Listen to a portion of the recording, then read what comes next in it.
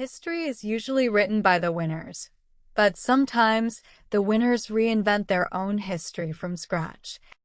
Today, I'm not going to tell you a Cinderella story, because at the end of her story, Cinderella only had a glass slipper and a prince.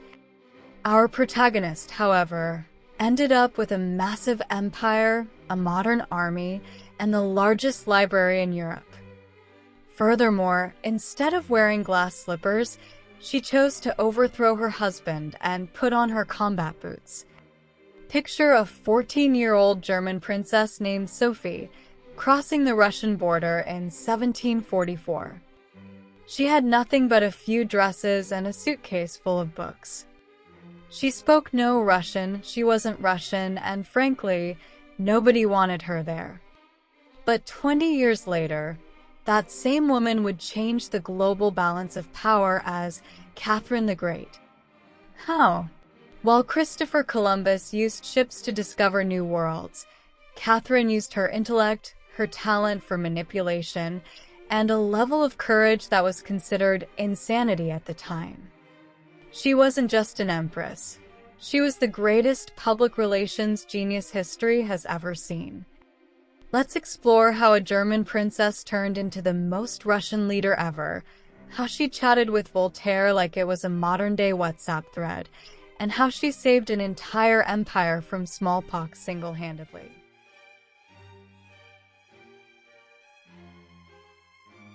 Catherine's story begins with a total marriage from hell. Empress Elizabeth was looking for a wife for her nephew, Peter III, and she chose Sophie. Now, what was Peter like? Let's put it this way. If video games existed back then, Peter probably would have never left his room. He hated Russia, refused to speak the language, and was obsessively infatuated with Prussia. There's even a story about him holding a court-martial for a rat. Yes, a literal rat, charging it with treason and having it executed. Catherine was the exact opposite. She analyzed the situation. If I want to survive in this country, I must be more Russian than the Russians. She stayed up at night, walking barefoot in freezing corridors, practicing her Russian. She worked so hard she caught pneumonia and nearly died. She changed her religion, took the name Catherine, and won the hearts of the people. When her husband Peter finally took the throne, the first thing he did was pardon Prussia and return all the lands Russia had won in the war. The army was furious. The church was livid. Catherine simply smiled.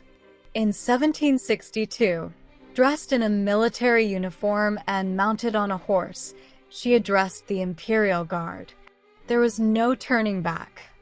Her husband was imprisoned, dying shortly after under mysterious circumstances, and Catherine crowned herself. The German Sophie was gone. The mother of Russia had arrived.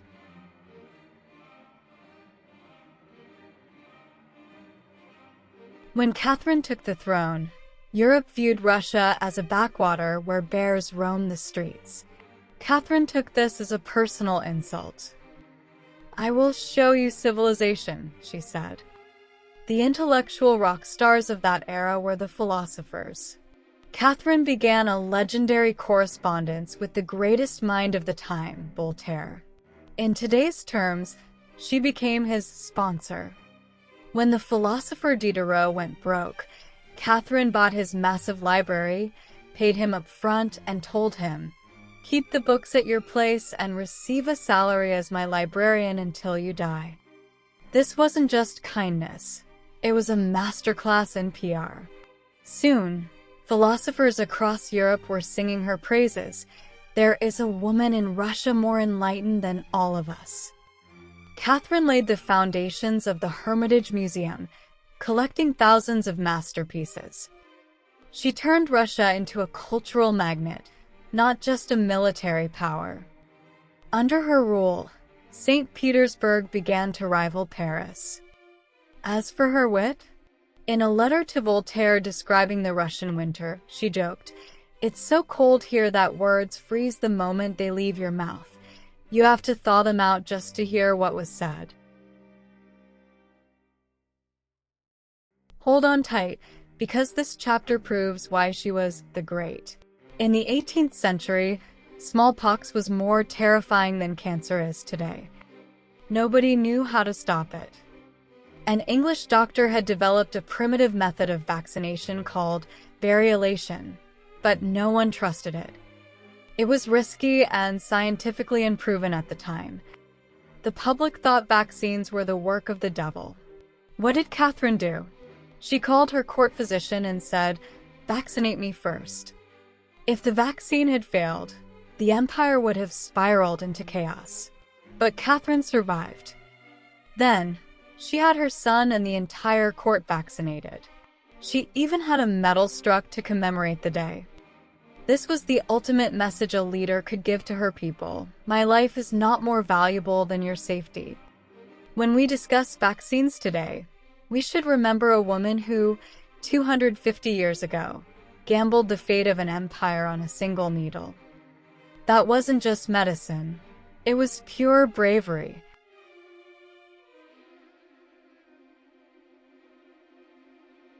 You can't tell Catherine's story without mentioning the famous scandals. But let's set the record straight. Historians, mostly men, have often used her love life as a weapon to overshadow her political genius. Rumors like the horse myth are nothing but cheap black propaganda invented by her enemies and intimidated European rivals. It wasn't Catherine's bedroom that changed the country. It was her desk and her decisions on the battlefield. But one name stands out as her most strategic partner, Grigory Potemkin. Potemkin was more than a lover. He was a genius who conquered the Black Sea, annexed Crimea, and built the modern Russian Navy. Their relationship was a power partnership where they shared the world. This brings us to one of history's most fascinating PR legends, the Potemkin villages. In 1787, Catherine went on a massive tour to inspect the newly conquered Crimea. Legend says Potemkin built fake, painted, but magnificent-looking village facades along the riverbanks to impress the empress and foreign diplomats. It's said that peasants were dressed in clean clothes and forced to sing happily as the royal barge passed by. While this story is likely a gross exaggeration by her rivals, it tells us something vital about Catherine's era. Image is everything. Catherine wasn't just gaining land, she was building a superpower brand. Potemkin's theater was a stage set to announce Russia's new strength to the world. Catherine knew that power isn't just about the size of your army, it's about how you project that power. She never hesitated to play the game to turn Russia into a legend.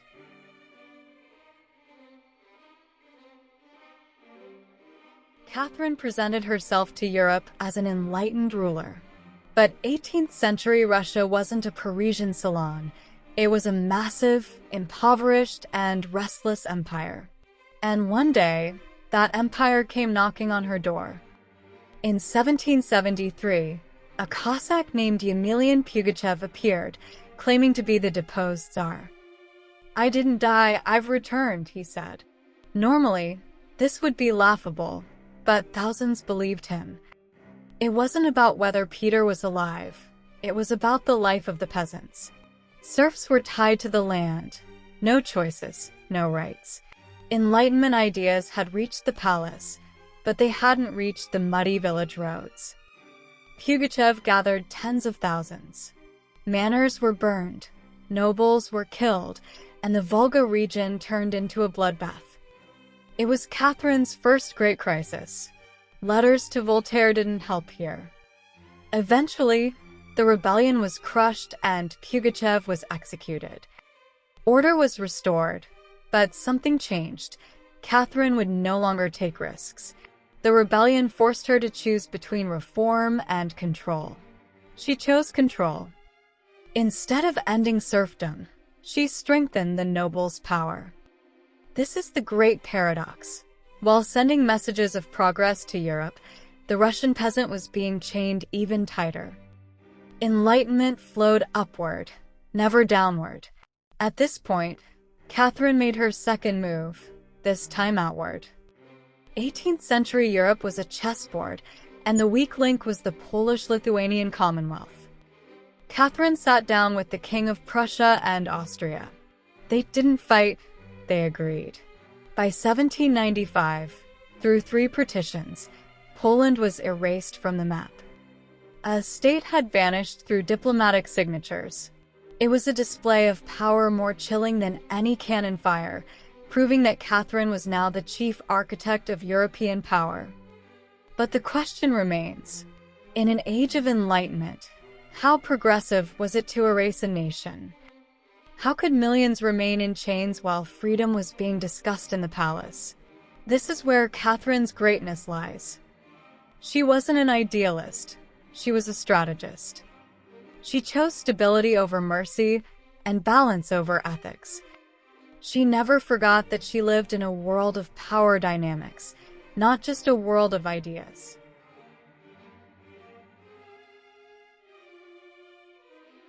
When Catherine closed her eyes for the last time in 1796, the Russia she left behind was not just thousands of square miles larger than the one she had inherited 34 years prior.